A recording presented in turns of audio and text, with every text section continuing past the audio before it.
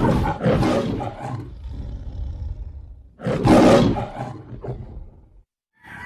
araw sa inyo mga katikin. Kumusta po kayo dyan mga katikin? Welcome back dito sa aking channel mga katikin. Salamat sa inyong lahat sa walang sawang suporta sa inyong laging panonood dito sa ating channel, sa ating mga videos tungkol sa pagmamanukan at iba pa, no? Ngayon mga katikin, sa vlog na ito ay papakita ko sa inyo, magtatanim tayo ng Madre de Agua. Ay papakita ko sa inyo paano yung pagtanim nito mula ng pag-cuttings sa ating Madre de Agua hanggang sa itatanim natin dito, kasi maraming din nagtatanong kung paano daw ito itanim. At saka para sa mga hindi nakakaalam, ang Madre de Agua po ay napakaganda para sa ating mga alagang manok, at dahil ito po ay napaka source of protein po. Maganda siya para sa ating mga manok, lalo na doon sa mga nangailangan ng protein tulad ng mga inahin nating nangingitlog. Kailangan po yan nila ng protein kasi nagre-release din po sila ng itlog na source of protein din po. Kaya napakaganda po as alternative sa pagkain ng ating mga manok. Kaya ngayon mga ka-chicken, bago yan, ipapakita ko muna sa inyo yung nakarating video na nirecover natin yung Madre de Agua natin na tumba. Panoorin nyo muna mga ka-chicken. Ngayon mga ka-chicken, sa video na ito, itong Madre de Agua yung ating asikasuhin. Nire-recover natin ito. Ito yung nadali ng Bagyong Dante. Ang Madre de Agua po ay napakaganda para sa ating mga alagang manok kasi good source of protein po siya. At yung ganito, gustong gusto po nilang kainin. Makita ng mga chicken, gustong gusto po nilang kainin.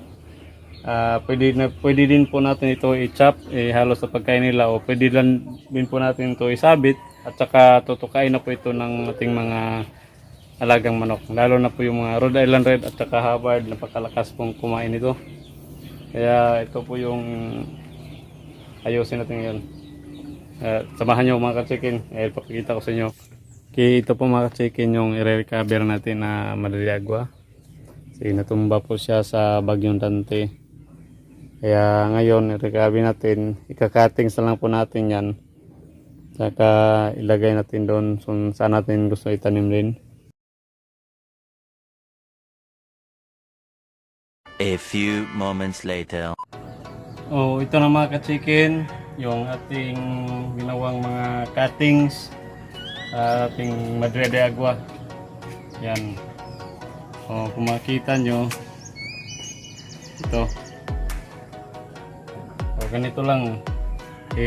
Makita naman natin yung sa baba, dapat yung pinaka niya, yung sa sanga niya, makita nyo. Ito yung dito sa baba, dito labas yung mga ugat, at saka isang pinakasanga sa taas, kasi dito lalabas yung mga magiging dahon niya. Ayan. Kaya ito mga ka-chicken, pwede na ito i-diretso natin sa lupa. Pero yung pwede din, may yung pangalawang option natin ay ilalagay muna natin sila sa tubig. Ihumulaw na ba? Mga Bisaya ba? Para lalabas yung mga ugat niya. Ilalagay lang muna natin sa tubig. Pero pwede din itanim na, pero mas masigurado para palalabasin muna natin yung ugat niya. Yan. Ito. Makikita nyo dito. Kita ko sa inyo. Pwede din sa yung pangalawang sanga, ganyan. At saka mayroon tayong mga mas malalaki. Ito mas maliit. Mostly yung mga nabibinta, ito yung ganitong klase yung pagbenta nila. Isang ganito nasa 10 hanggang 15 piso na. Pero dito sa atin may nanghihingi, binibigyan din naman natin para makatulong din naman tayo sa ka-farmer natin, sa manukan, yung mga nag-alaga din, nag-alaga ng mga hayop, pati iba pa na ginagawa din source itong mga Madre de Agua. Kaya yan, ngayon nilalagay natin, meron ako dito, itong lata nito, ito yung gagamitin ko na paglalagyan sa kanila para palabasin mo natin yung ugat nila. Yan, may tubig na po yan kung makikita nyo. So ngayon ilalagay na po natin to, ganyan lang. So medyo yan, medyo marami yung tubig, pwede din yan bawasan kasi dinamihan ko lang para dito sa mga malalaki. Yan, pag nilalagay natin yan, sakto lang. Yan, tapos ilalagay ko din dito, ito yung iba. So ito na mga ka-chicken, nailagay na natin yung mga cuttings. Nalublob na natin sa tubig yung pinaka mababang portion nila. Yan, basta tandaan nyo lang, basta yung banda sa baba, malalaman naman natin yung takbo ng dahon kung saan pupunta. Dapat yung sa baba, yung sa taas ay dapat sa taas talaga. Yan, may tubig na po yan. Yan sa loob, makikita nyo ito, medyo marami-rami po sila. Okay, ayan mga ka-chicken, 3 weeks po lapas na nakalipas. At saka ito na po yung tatlo sa mga nakuha nating cutting, kasi may mga pumunta dito, bumisita sa ating manukan at nanghingi ng mga Madrid-Agua cuttings, kaya binigay ko sa kanila. Yung iba naman mga ka-chicken, tinanim ko na. Dalawang proseso lang po mga ka-chicken, no? Pwede nyo po siyang idiretso sa itanim yung mga cuttings na nakita nyo sa kaninang mga pinakita ko sa inyo na video. Ngayon, mayroon din po mga ka-chicken na ilalagay natin sa pot tulad po nito, kasi mas maganda po na ilagay muna natin. Pwede po yung mga plastic na pang pot na pang seedling pot. Kaya ito po, ito yung iba na tanim ko na kasi. Kaya ito yung tatlo na itatanim din po natin doon sa unahan. Papakita ko sa inyo kasi napakaganda po. Ito po yung itsura ng ating mga cuttings na tinanim. Kaya pakita ko sa inyo mga ka-chicken. Kaya tara, samahan nyo ako mga ka-chicken.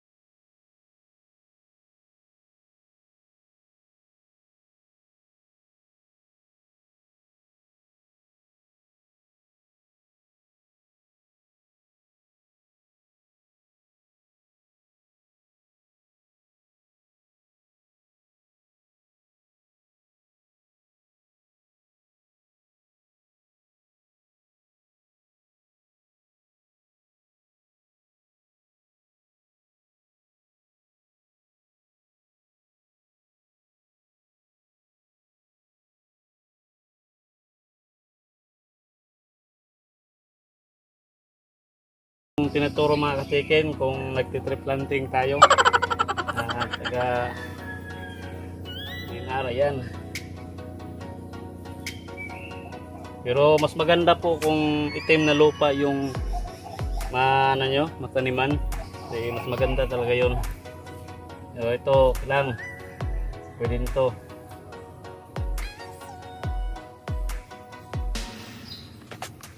Press lang natin konti.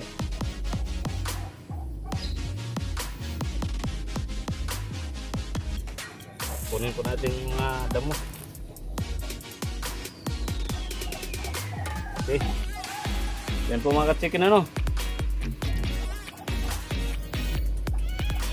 Yan, mayroon pa dalawa. Kanin ko pa din doon.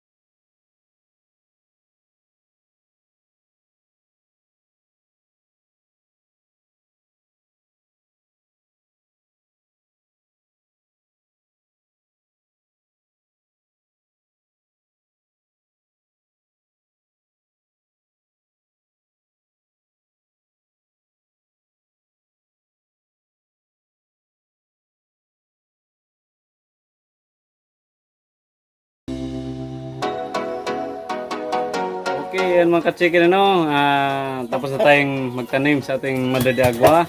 Sana ay mayroon kayo nakuhang idea o may natutunan kayo paano pagtanim ng Madre de Agua.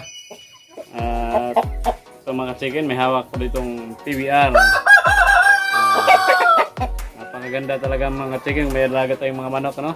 At mga ka-chicken, maraming salamat sa inyong panonood pala no. At lalo na doon sa mga nakaranting vlog o yung sa mga hindi pa nakita, mayroon tayong doon kung paano mag-alaga ng sisiw, tungkol sa paggawa ng mga brooder cage, kulungan o paano pag-alaga nito, yung mga iba pang tips, mga tipid tips at saka marami pa.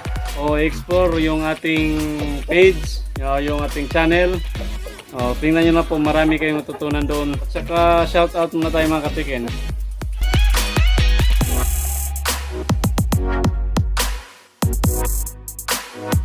Oh, ayan mga ka-chicken ano, maraming salamat sa inyong panonood at sa walang sawang suporta dito sa ating channel sa panonood ng ating mga vlog. At saka mga ka-chicken, kung hindi ka pa nakapag-subscribe dito sa channel, huwag nyo nang po kalimutang mag-subscribe dito sa ating channel at i-hit yung notification bell para updated kayo sa mga susunod pa nating vlog na i-share ko sa inyo tungkol sa pagmamanukan at iba pa.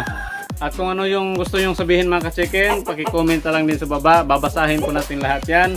Okay, maraming salamat sa inyo mga ka-chicken. At God bless. Ingat po kayo dyan palagi. Thank you.